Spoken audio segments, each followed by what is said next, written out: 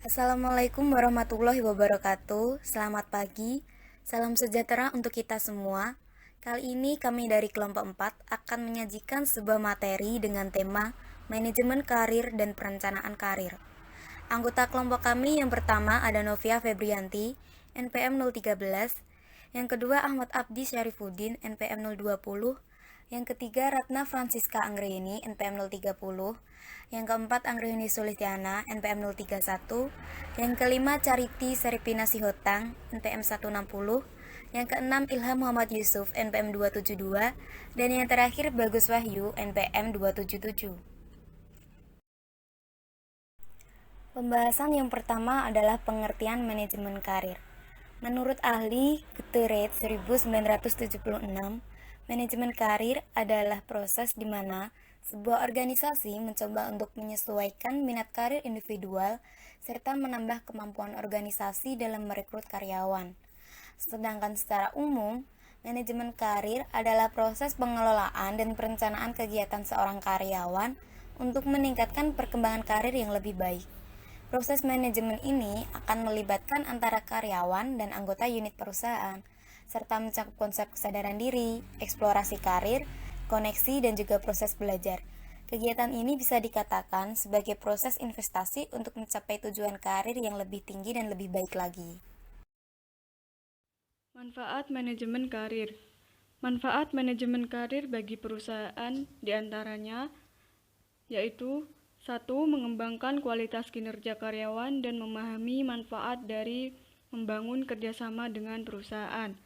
Yang kedua, meningkatkan moral karyawan untuk proses pengaplikasian karir mereka di suatu organisasi atau perusahaan. Yang ketiga, mengidentifikasikan keterampilan, minat, dan tujuan karir karyawan. Yang keempat, memperluas wawasan yang dibutuhkan untuk meningkatkan komitmen dan kepuasan karyawan.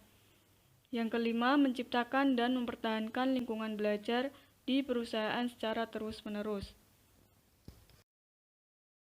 Sedangkan manfaat manajemen karir bagi karyawan adalah 1. Karyawan lebih memahami passion. Yang kedua, adanya peningkatan kesejahteraan. Yang ketiga, relasi semakin berkembang. Yang keempat, partisipasi karyawan yang meningkat. Dan yang terakhir, peningkatan motivasi bekerja. Selanjutnya saya akan menjelaskan mengenai aspek manajemen karir yang dimana ada 4 aspek menurut Walker. Yang pertama ada rekrutmen. Rekrutmen itu ada penarikan pelamaran hingga orientasi, sedangkan kalau placement itu mengenai penentuan persyaratan kerja, jalur karir, sistem inventory serta penempatan dan penawaran jabatan, prosedur seleksi program pencapaian jabatan, dan juga program suksesi dan relokasi. Lalu ada training and development, di sini tuh tentang pelatihan dan pengembangan. Ada perencanaan karir individu, analisis kebutuhan pelatihan, desain program dan pengembangan, serta riset dan evaluasi. Rekrutmen and alternatif. Kalau ini tuh tadi, kalau yang rekrutmen itu mengenai penerimaan, tapi kalau ini tuh lebih ke penghentian, pensiun, demosi, dan transfer. Selanjutnya, mengenai proses manajemen karir, saya akan menjelaskan bahwasanya pada proses manajemen karir itu ada tahap-tahap. Tahap 1 itu ada career exploration.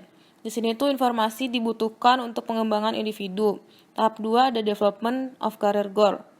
Tujuan itu akan mempengaruhi perilaku, di mana dari perilaku akan dapat dinilai kemampuan dan keahlian. Lalu ada political system, di mana persaingan memperebutkan kesempatan kerja sesuai dengan sumber daya manusia. Untuk selanjutnya yakni pengertian perencanaan karir.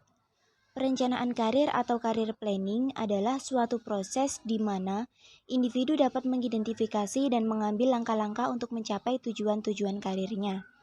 Melalui perencanaan karir atau career planning, setiap individu mengevaluasi kemampuan dan minatnya sendiri, mempertimbangkan kesempatan karir alternatif, menyusun tujuan karir, dan merencanakan aktivitas-aktivitas pengembangan praktis.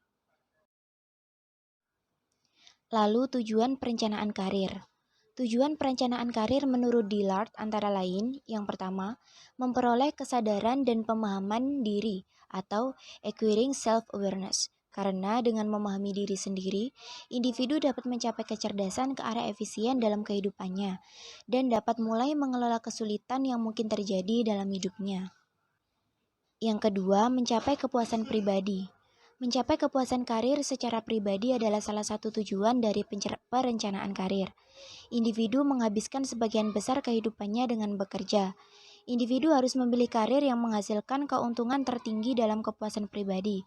Individu juga mungkin lebih suka dalam kegiatan karir yang mirip dengan minat individu atau yang memberikan perasaan emosional dan atau kesenangan fisik.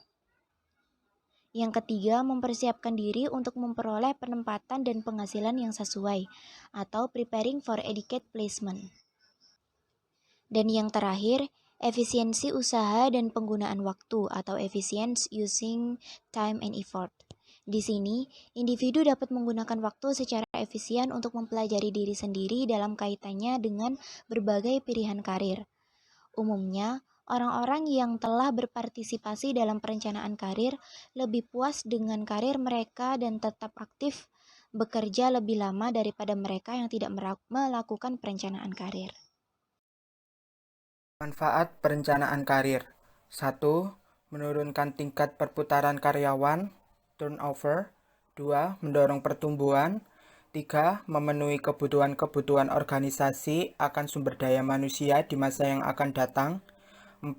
Memberikan informasi kepada organisasi dan individu yang lebih baik mengenai jalur potensial karir di dalam suatu organisasi.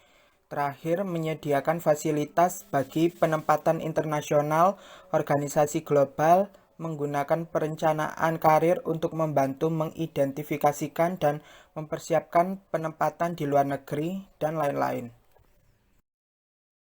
Faktor yang mempengaruhi perencanaan karir. 1. Tahap kehidupan karir. Seseorang akan berubah secara terus-menerus dan kemudian memandang perbedaan karir mereka pada berbagai tingkatan dalam hidupnya. Yang dilakukan individu dalam upaya pengembangan karirnya meliputi tahapan, yakni entry stage, mastery stage, dan passage stage. 2. Dasar karir. Setiap orang dapat memiliki aspirasi, latar belakang, dan pengalaman yang berbeda satu dengan yang lain. Ada 5 perbedaan motif dasar karir yang menjelaskan jalan bagi orang-orang untuk memilih dan mempersiapkan karirnya, di mana mereka menyebutnya sebagai jangkar karir atau career anchors, yaitu antara lain 1. Kemampuan manajerial, 2. Kemampuan fungsional teknis, 3. Keamanan, 4. Kreativitas, 5. Otonomi dan kebebasan. Selanjutnya saya akan menjelaskan tentang jalur karir. Itu merupakan urutan jabatan-jabatan yang dapat diduduki untuk mencapai tujuan karir seseorang.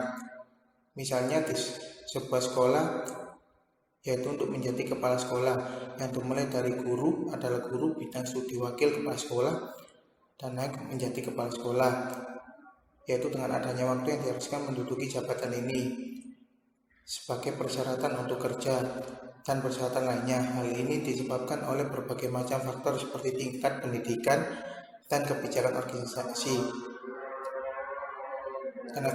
Tenaga pendidikan dapat dimulai karirnya dari jabatan yang berbeda-beda. Selanjutnya yaitu keterampilan yang dikaji dalam perencanaan karir. Ada beberapa keterampilan yang secara umum harus dikuasai oleh seseorang pegawai sesuai dengan bidang pekerjaannya atau level kepemimpinan, yaitu ada 4. Yang pertama, keterampilan konseptual atau conceptual skill adalah kemampuan untuk menginterpretasikan informasi dari berbagai sumber untuk kepentingan dan kemajuan organisasi. Yang kedua, keterampilan kemanusiaan, human skill, adalah kemampuan untuk bekerja dan memahami orang lebih baik sebagai individu maupun sebagai kelompok, serta untuk memperoleh partisipasi mereka baik sebagai individu maupun sebagai anggota kelompok. Yang ketiga, keterampilan administratif skill, adalah kemampuan untuk merencanakan, mengorganisir, pengendalian, dan pengawasan pekerjaan kantor. Yang keempat, keterampilan teknik atau technical skill, adalah kemampuan untuk menggunakan peralatan-peralatan sesuai dengan bidang pekerjaannya. Tahapan perencanaan karir. Perencanaan karir tidak bisa langsung jadi seketika tanpa melalui proses. Dalam menyusun perencanaan karir yang baik harus melalui beberapa tahapan atau langkah-langkah yang penting. Menurut Dillard, langkah-langkah untuk mencapai tujuan perencanaan karir yaitu Yang pertama, menilai bakat-bakat. Yang kedua, menilai minat-minat karir. Yang ketiga, menilai nilai-nilai personal dan lingkungan. Yang keempat, memahami kepribadian. Yang kelima, melihat dan mengukur kesempatan-kesempatan karir. Yang keenam, mengembangkan penampilan karir. Yang ketujuh, melihat gaya hidup. Menurut Nurmi, perencanaan dicirikan sebagai suatu proses yang terdiri dari 3 subtahap, yaitu penentuan subtujuan, penyusunan rencana, melakukan rencana, dan strategi yang disusun. Untuk menilai sebuah perencanaan yang telah dibuat oleh individu, dapat dilihat dari 3 variabel yang tercakup di dalamnya, yaitu knowledge, plans, dan realization, dengan uraian penjelasannya sebagai berikut. Yang pertama, penentuan tujuan karir. Pada tahap ini, individu menentukan suatu representasi dari tujuan-tujuan karirnya dan konteks masa depan dalam bidang karir maupun pendidikan, di mana tujuan tersebut diharapkan dapat terwujud. Yang kedua, penyusunan rencana.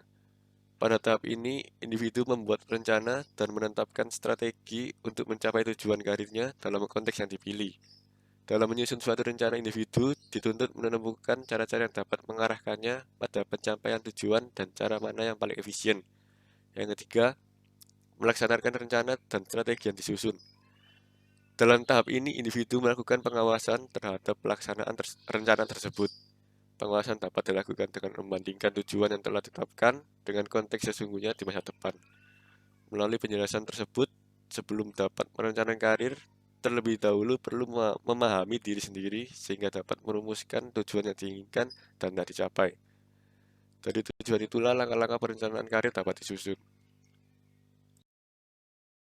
Sekian presentasi dari kelompok kami. Mohon maaf bila ada kesalahan kata. Wassalamualaikum warahmatullahi wabarakatuh.